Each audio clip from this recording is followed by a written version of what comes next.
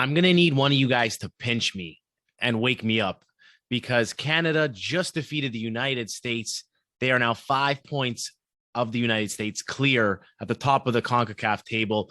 Boys, I think it's safe to say you can pencil them in right now. Canada is going to Qatar. And not only that, once they get there, they're going to do some damage. Listen, the game wasn't at all. I wouldn't say it was pretty, but they got the job done. They scored an early goal. Yes, the United States had a ton of possession, but I think that's the way Canada wanted it yesterday. They didn't give up a ton of chances. The U.S. did not create a lot of chances. With Canada missing their two most important players, I would say, in Alphonso Davies, who's the best player in CONCACAF, and Steven Eustáquio, they still managed to defeat the Americans. And that probably played into the fact that they didn't have so much possession. But it doesn't matter. The possession stats are just a stat that doesn't frankly matter. And it's just goals for. I want to do a little exercise with you guys here. Canada was ranked 40th in the FIFA rankings going into this game. I heard online right now they're probably up to around 36. If they beat El Salvador on Wednesday, it's going to go up to around 33. But I'm going to argue that Canada, as of right now, is a top 20 country in soccer in the world. And I want you to do a little exercise for me, okay? I want you to think about, you could get your little pen or pencil, write this down. I want you to write down every country that is absolutely, positively, without a shadow of a doubt, better than Canada. Okay. This is who I have, okay? I've got Italy, Germany, France, England, Spain, Portugal, Belgium, Netherlands, Denmark, Brazil, Argentina, Croatia, Colombia, Uruguay, Chile. And those three last teams I mentioned are not even having great qualifying campaigns in South America. After that, guys, it gets debatable of whoever you choose. I'll give you a couple more teams that are ranked higher than them in the FIFA rankings. You've got the U.S. and Mexico, who they both did very well against. You've got teams like Japan, Poland, Serbia, Peru, Iran, Senegal, Wales, Sweden. Good teams, but there's no way you can say absolutely they are better than Canada. None of these teams have world-class players like an Alphonso Davies, a Jonathan David on them. Poland I'm telling does. you right now, guys, top 20 might be generous. But as of right now, they are a top 20 nation in the world. What do you think? Yeah, but we all know that those rankings are just solely by the number of games you play in friendlies and stuff. So they're not really like. It's important, and I'll tell you why, though. Yeah, okay. There is a formula to how they come up with the rankings. The rankings matter because in the World Cup draw, when they make the groups, the higher the ranking you have, the higher the pot that you're drawed from. So Canada realistically can get up. If they can get up to pot 2, that means they avoid some of the really stronger teams. Not they're going to get drawn into a team like an Italy, a Spain, a Portugal. Italy and Portugal are not going to both be there, but you know what I mean? They're going to get one of those top teams, but then being in pot 2, you avoid some of those other teams that like a Denmark. You might right? avoid, yeah. So it matters. It's really important. Wow, that's a lot to take in there. I see where you're going with that. It's hard to argue after 10 games, and I'm definitely not a soccer expert, but I can tell you I've been watching with great interest, especially versus established teams like the U.S. who've had international success, like Mexico. Mexico does well in World Cups. Like they play some of those European teams pretty good. So I'm assuming, their styles between European and North American football are way drastically different.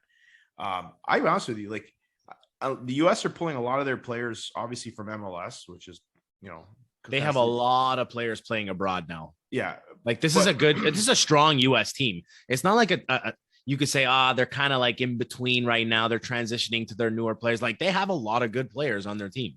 Like missing are the days of Landon Donovan and who was a good player. Yeah. But right? They've transitioned that squad. They have a lot of guys like a Serginho Dest who plays for Barcelona. They got a Christian Pulisic who plays for Chelsea. These are top clubs in Europe that they're playing for.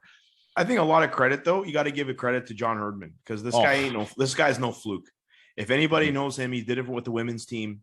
Obviously they had he laid the foundation of what they did in the Olympics. But this guy's fantastic, and now he's doing it with the men's team. Who he did build. Listen, when he went there, he started to build that program. Right, he built it back up and to what they are now. So I think he deserves a ton of credit, especially with, like you said, two of their main players obviously missing. It's a system. They're playing to their strengths. They played into a system where they know they could be successful. Obviously, an own goal does help. They had their chances too. They actually could have put that game away about the 70th minute, but the U.S. goalie made a couple of point blank. I'd say kick saving of beauties, but that's still a hockey term. But and like Greg Berhalter, the U.S. coach, said that his team played really well. They were the better team. Yeah, you had a lot of possession, but you didn't do anything with it. Canada created the better chances on the counter. That's how they wanted to play it. Without Davies, without Eustachio, and a tired Atiba Hutchinson who wasn't available, that's how they had to play, especially when you score the early goal. And sometimes scoring the early goal is a detriment to you. Mm-hmm. That makes you sit back too much, like England did in the Euro Cup final against Italy. They scored in the 2 minutes, and then they just went into a defensive shell, and you can't do that. I didn't think Canada did that at all. They were just tight, compact. They clogged the midfield. They played very well defensively, and they looked to strike on the counter because they've got so much pace up front. And they got the saves when they needed it too, which is important as well. Yeah, they defend okay. I got to be honest with you, their defending set pieces in the last 2 games has been awful because those saves are off set pieces. If you think about it, they weren't in play. All 3 of them were off. 2 off corner, 1 off a corner, 2 off a free kick. So, I want to be optimistic, and I am optimistic. I don't like the style of play. It's very rough and tumble, and it's kind of anti-soccer. No. If you're just basing their style of play of what you just saw against the Americans, that's not typically what their style of play is. They play with a lot more possession. It was a necessity that they had to play like that against the Americans. If you look at the other games that they played, they've had a lion's share of the possession. They've created a lot more chances. So. And yes, they can play physical like the Americans play. When you go against the Americans, you know you're going to have a physical game, and Canada was up to the task. And that's the way they play. I don't take what they've done in CONCACAF as like this is the style that they can play in the World Cup. If they get in the World Cup and they think they're going to play like a 60% possession game, they are going to be sorely mistaken. You named all those teams that are better. So basically all of Europe is better, and then part of South America. I think Poland's a pretty good comparable where Poland has an elite player in Lewandowski, and then a bunch of like good nice players. Yeah, that's kind of Canada. They have a couple elite. They have an elite player, and then they have a couple really good players, and then they have like I think there's just a giant gap between their middle guys and the bottom guys. I don't think their midfield is strong enough to be a strong contender in the World Cup. I take these games at face value because you can say US is good. I disagree. I don't think they're good at all. And not only are they bad on CONCACAF, tell me the last time they got out of a group in the World Cup. Tell me the last time. Mexico's had some success, but not a ton. At the end of the day, CONCACAF is like, they're like the Big 12 in college football. Like great until they have to play the SEC, and then they get steamrolled by 60 points. Impressive wins, great. They're the best team in CONCACAF. I don't think there's any debate now. But in terms of the World Cup, I think they're going to need a favorable draw. I agree with you. Get into that second pot where you're going to get drawn with the top 8. Then if you get into the second pot, then you have a better chance of avoiding a group of death, because if Canada ends up in the third pot, their group will be the group of death because they will be one of the better third pot teams, if I'm not mistaken. Because it's like Portugal all those years.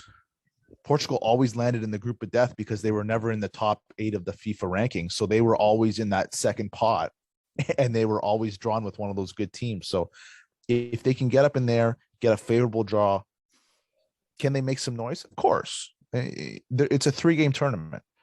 Will they? I think it's going to depend on who they draw. I don't think if they draw some skilled European teams, maybe that rough and tumble style that that Laraya's might be a pest to play against, and like we hope that they're gonna make some noise though. I think they have so much pace up front. It's going to be a problem for a lot of teams.